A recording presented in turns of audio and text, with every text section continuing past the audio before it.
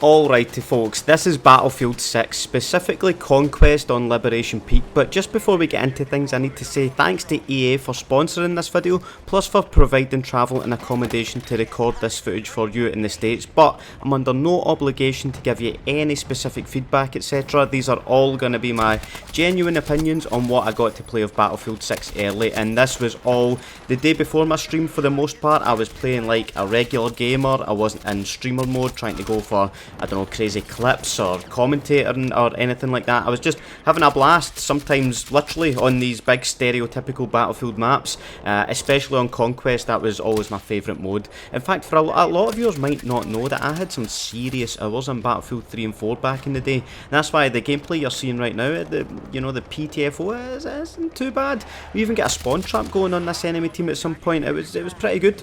But anyways, what are my first impressions of Battlefield 6? Well, it's definitely a Battlefield game. I honestly find it hard to see a scenario in which Battlefield fans don't like this game.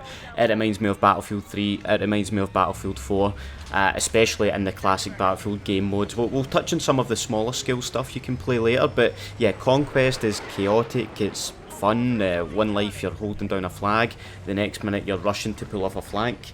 That's my alarm going off to actually go tell me I need to go to the stream setup. But yeah, you're rushing to pull off a flank, you're in a tank battle the next life. It's just fun, to be honest. And also what you got to remember about the footage I'm showing you is this is all against streamers and playtesters. They're all very skilled, so I always think at these events, if I'm having fun in these lobbies and regular pubs, then it should be even better when we play those regular pub games, because there'll be a wider scope to do something wacky with an RPG or a loadout. And speaking of wackiness though, I do need to talk about something that we didn't get to play, but it absolutely blew my mind from what I seen in the trailer, and that is Battlefield Portal. And folks, Battlefield is actually going to have a Fortnite, a GTA, or even Halo Forge style map customization options. I'm talking you could literally make a game mode in which there's a huge ramp and the objective is to reach the top of the ramp whilst there's endless debris from helicopters and shit exploding around you. Or you could just make a simple RPG only mode. The possibilities could be endless if they pull this off, so keep an eye out for that. It could be an absolute game changer, and I'm looking forward to them releasing more information or more footage of that. But jumping over to some more Conquest on this map, Siege of Cairo, which was probably my favourite map we got to play. Bit more close quarters action on this one, and it's a pretty epic fight for the C flag, which you can see I'm guarding, camping. Seriously, what a team player I'm putting some work in with this SMG. Believe it's the MP7. I know it's got a kind of ACOG scope on it too, but I also kitted it out to have some insanely good hip fire. And just on the weapon customization, there are a lot of different attachment slots, and basically each attachment is worth a certain amount of points, and you have a maximum of 100 points to use. So you could put like 7-8 attachments on your gun if they all have negligible benefits. But if you want to go for like a super heavy stock that severely reduces your recoil, that's going to cost like 30 points, and then you might have to reconsider if you can also afford to put a laser on or something. So overall, I thought the class, the weapon customization was pretty easy to pick up despite you having a lot more options.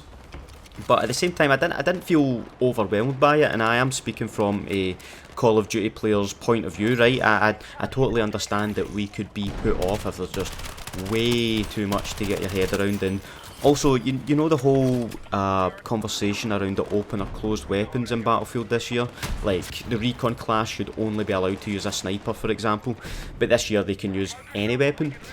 As a COD player primarily, I think it's a necessary evil for you hardcore Battlefield fans if you want new players to give this game a shot. However, what I will say is that even though I could use any weapon, I did find myself sticking to the preferred weapon for each class because the benefits of doing so were just too high. Like, on the support class, if you use an LMG, you don't get a sprint penalty, and that's what you saw me rocking in the first match I showed you. I was zipping around the map with a beefy gun, so that's just my thoughts on that. I think they have stuck the landing on it. But moving on to the smaller scale maps, which is you know, I've got some opinions on this, like the TDM modes and domination. Going into these, I was like, right, okay, this is how they're going to try and hook us COD fanboys in, right? A wee taster of what this game has to offer, gunplay wise, destruction wise. But I don't know if it was just the maps or even the sweaty lobbies I was in, but I just couldn't really get into the TDM. I did just feel it was a bit kill die, especially when all us degenerate streamers figured out the shotgun on the assault class was a bit OP, so keep an eye out for that if you're hopping on the beta next week, by the way, the shotty. Domination, on the other hand, I thought played a lot better. Perhaps the maps or the playable area for Domo was slightly higher. Slightly bigger, sorry, not slightly higher. And there was some high ground on one of the maps that you could see over the majority of it. That's what I was thinking of. But this is where I suggest new players initially go to dip their toes into the battlefield if you've never done so before. We all know what domination is, the 3 flags, but just having that slightly bigger playable area, throw some vehicles into the mix perhaps, and there you go, you've got a nice hybrid between, you know, your big crazy conquest games and, you know, something a bit more simple like TDM. And also, I can't not show you this clip of me getting what I think is one of the first kills with the repair tool. That was a good buzz getting that, and I don't know if you can hear that siren behind me, but maybe they've called the police on me for humiliating that player with it.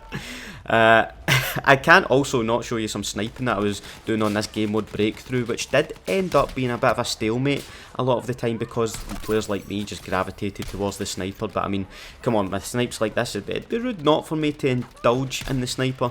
I might not have contributed much to the objective whenever I played this game mode, but I did have a bit of fun sniping, and I have to say the sniping is very satisfying. Very tough too, don't get me wrong. There's definitely a skill gap with the sniper, and the glints are absolutely insane, honestly. Sometimes on this map is, I think it's still Liberation Peak, but on Breakthrough it was like Van Gogh's Starry Night in the distance anytime you peeked your head up. So but then again, I wasn't always getting my head sniped clean off because it's very different. You need to account for the bullet drop, you need to lead your shot. So I would say if you can master the sniping, you could be a solid asset to your team. And also on the recon class, if you're scoped in on enemies for a significant amount of time, then you actually ping the enemies for your teammates.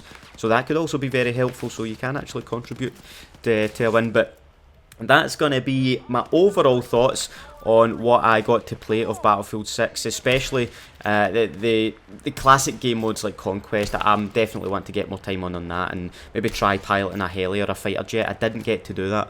I mean, I'd probably spend about 30 seconds in the air before crashing it, but that's what Battlefield's all about at the end of the day, come on. Let me know your thoughts on what you've seen of Battlefield 6 so far. I guess by the time you're seeing this video, you've probably seen my stream as well. So who knows what wackiness we'll get into on the stream. But yeah, let me know in the comments what you think of what you've seen. Are you going to play the beta? And I would also like to know what are your thoughts, both from a Battlefield fan perspective and a Call of Duty fan perspective. Because obviously on this channel it's been Call of Duty for the past 13 years. Aside from some Battlefield, probably about 13 years ago as well. Don't know if any of you are still around from that time, but yeah, let me know your thoughts from both perspectives. Have a nice day, and I will see you in the next video. Bye.